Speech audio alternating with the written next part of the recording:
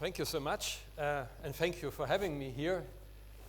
Indeed, that was my introduction, Expo 2017 in the city of Astana, with the title Future Energy.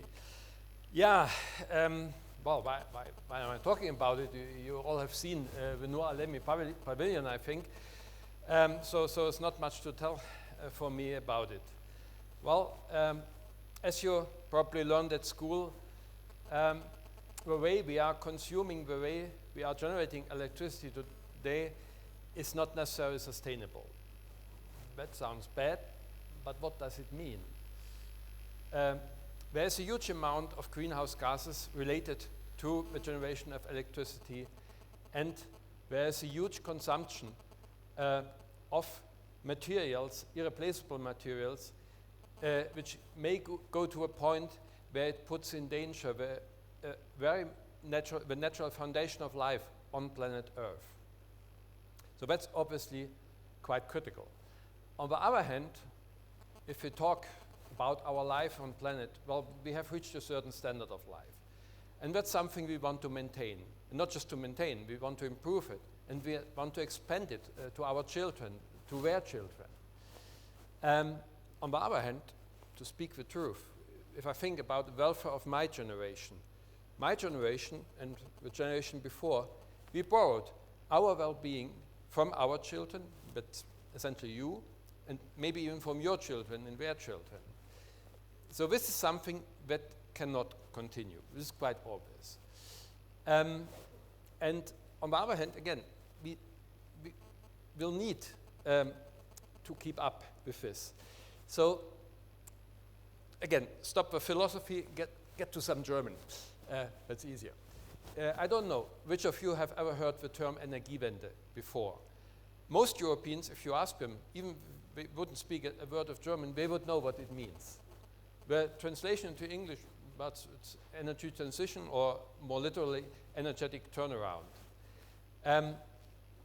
Technically, Energiewende means a transformation away from fossil and nuclear fuels towards renewable, sustainable fuels like wind and water energy, solar power, biogas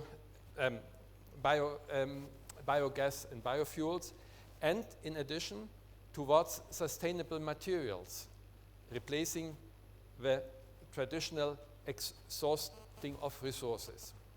So that's the idea behind Energiewende. It is something which came up, I would say, in the 1990s.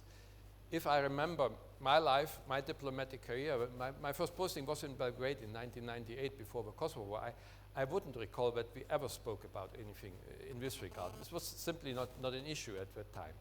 That changed gradually in the following years. Today here in Kazakhstan, the energetic turnaround is a daily topic with different interlocutors, even many talks over the day with Kazakh interlocutors, Germans, companies, associations, whatever you can think about. So that's where I come from. Where are we going? In the European Union, we have declared that our target is to be carbon neutral by 2050. Here for Kazakhstan, President Tokayev has declared that Kazakhstan should be carbon neutral by 2060. He has reaffirmed it only 2 days ago at a meeting with government ministers. So the first thing which we will see here is this is a multi-generational project. It started within my generation, but your generation, you will have to continue and probably even shoulder the major part of it. And it's a fair guess, 2050, 2060, your kids will be a bit older than you are now at this time. They will even get involved with it. So again, a multi-generational project. The question is, we are in his room here. Okay, the lights are turned down. We do have those flashes. We have air conditioning working. If you look around what we have here, okay, you don't see the panels are of wood. This is sustainable. The fabric to a limited ways for sustainable, but everything else at least it's not sustainable produced. Nevertheless, you wouldn't imagine your kids to learn in other schools without all these facilities. So Energiewende is not just about shutting down nuclear and coal, but to replace it with our options. And now the question, what options do we have? This is a nice picture. If you take the experience from the last about 20 years of Energiewende, what is the main thing? What we see is it is possible to replace coal and nuclear by renewable sources in power generation. We do have success. I think we are now at 25–26% in the average over the year of renewable use in Germany. I learned there have even been cases of sunny days when, at least statistically, Germany's need of electricity fully covered with renewables, although it's still the expectation, but it shows this is heading in the right direction. But there are other sectors of society. Think about transport, think about industry, agriculture, heating, not to forget. For the time being, there's not much success. There is a little bit of biogas, biofuels, but first of all, the capacities for that are really limited, and especially with biofuels, you have a competition with nutrition as far as fertile soil is concerned, and that's more area of concern than hope for the future. And how to solve this? And the keyword here is sector coupling. That's what you see here. It's quite a simple idea. You have the power grid, and you use certain interfaces to attach applications from other sectors to this grid, like electric transport, like certain industry parts. You could think about heat pumps. You could think about electric boilers. You may still know. This things, the electrification of the society, so that the generation of electricity could be decarbonized, and via an enhanced use of electricity in other parts in other sectors, those sectors would be decarbonized as well. So that's a great idea. Looks good, but now we have to go to the next level and to think. We do have an electricity grid. We have it in Germany, in Europe, you have it in Kazakhstan, other countries do have as well. But are those grids prepared to get that much new consumers, in addition to have a variety of resources, renewable resources, connected to them? This is quite a challenge, because no grid yet is prepared for it. So we will have undergo a thorough transformation. And I think it's a fair prediction to say that in your generation, experts on grid management, electrical engineering, system IT will be very much requested, and not just in Kazakhstan, but worldwide. And it's a question. The educational systems are preparing for that because they see it, but nevertheless, this is certainly what one can call an opportunity. And besides, we took this in here, the comparison to Goel Row, you have learned in history, this is not as absurd as it seems. The electrical systems will look quite different in about a decade, and not to talk about 2050, 2060. Nevertheless, again, that sounds, electrification of society, that sounds great. But if you think a little bit more about your daily life, you will certainly find that there are certain areas where it's not so easy to replace energy you consume with electricity. This is starting with heavy transport, especially long-distance transport. Okay, buses in the city, they can go to a charging station. But a truck on the road between Kazakh cities, you need a lot of charging stations, and it takes time to charge them. That's also so there are a lot of economic challenges, not to talk about planes. There are industrial processes where CO2 is generated in the industrial process itself, not necessarily related to energy consumption. So not everything could be solved by electricity. And this leads me to the next slide. Let's see, hydrogen. That's the new kid on the block, I can say, for the last maybe one and a half year. You know, I worked in the energy department of Foreign Office before I came here in 2019. I think I was really the only one who ever heard about hydrogen as energy source at that time. Today, our minister is speaking about, I come back in the symposium, this has really popped up because that, at least at this point, sounds like the solution to so many problems we have with decarbonization. Yeah, hydrogen can be used in a lot of different ways. It could be used directly as an energy source in fuel cells, for example, for transport. Then it could be used as a storage for energy. Electricity can be stored. You know about batteries, but batteries may be climate friendly, but what they certainly are not, they are certainly not environmentally friendly, and they are by no way sustainable. Hydrogen is different. Hydrogen is the most abundant atom on Earth, and well, it has no negative impact except if it comes together with oxygen. That's what we learned probably at the beginning of your chemistry lesson. But this is something that can be managed.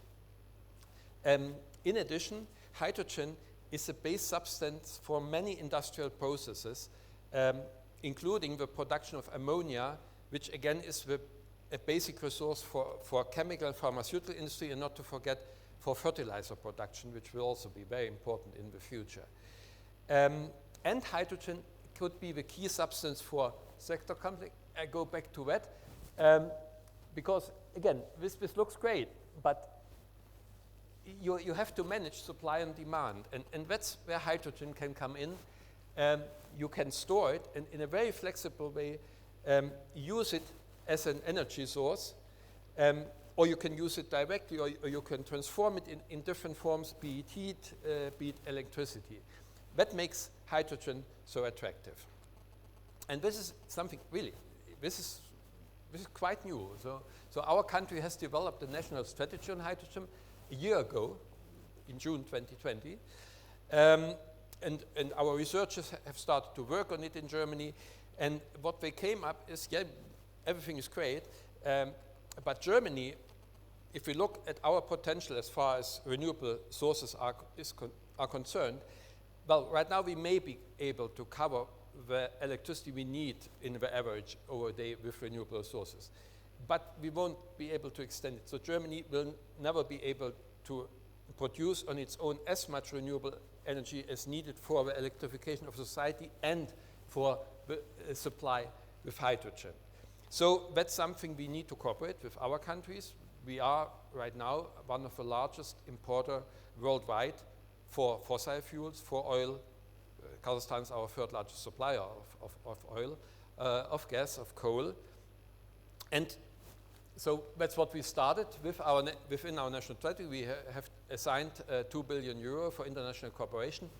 I won't go too far into details. I will just, well, you can guess if you take Saudi Arabia, Morocco, Egypt, it's a fair guess that cooperation here is about solar energy, Northern Africa, and producing green hydrogen based off solar energy, and then delivering this, exporting this to Europe.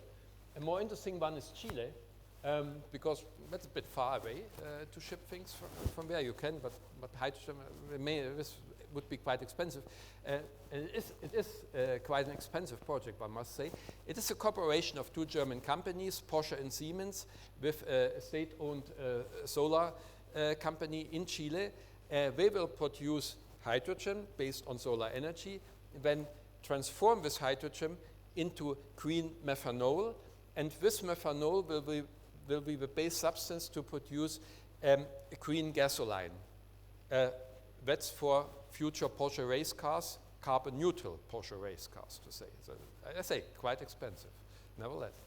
Then Russia, your northern neighbor, not to forget. That's a bit more than a month ago. We had a delegation in Moscow from Germany, and we discussed with them what should be called a strategic alliance on hydrogen, based on the principle of supply with green hydrogen in exchange for technology. Well, if you follow politics, everybody is talking about sanctions. We talk about a strategic alliance. And Canada, I should not forget, one of my former postings, that's where we started to talk about renewables a little bit on a more theoretical basis. Canada is assumed to be one of the 3 largest producers of green hydrogen at the end of this decade. And we will certainly be also an exporter of green hydrogen, and that's why we talk about a strategic partnership with them on hydrogen. Yeah, sorry, it was a bit. Yeah, here you see, it's very impressive to see what you can do with hydrogen. Industrial processes, transport, heating, storage. And yeah, that's something I should not forget to mention. Transportation, that's a huge advantage of hydrogen. In principle, let's say the physical properties of hydrogen are similar to natural gas. They are not identical, there are some differences, but nevertheless, for example, you can ship hydrogen through natural gas pipelines. And you can store it in, well, not in all, but in some storages which are used for natural gas right now, which is of course a huge advantage. And a huge advantage also if we think about our host country, Kazakhstan. Well, we live here in Nur-Sultan. I don't have to tell you what wind density means. And yeah, that's the practical part. The theoretical part, I learned about a month ago when we had a German delegation from a German company presenting a project, and they really showed a global map of wind density, and believe me, this blue here in northern Kazakhstan, there are few areas worldwide who could compete with that, what we experience here. But also with solar, Kazakhstan has excellent condition. To be quite frank, in Germany we are promoting solar power, but with our radiation levels, there are very few spots where it's really, we really gain an advantage with it. But that's completely different. Kazakhstan clearly is a country which, if it uses only parts of its resource, could produce a huge excess of green hydrogen going well beyond any needs for decarbonization Kazakhstan have. And so, yes, we are talking about cooperation, we are talking with the Kazakh government about developing this sector, and yeah, but that's the topic right now for a political level. Thank you again for your attention, thank you for having me.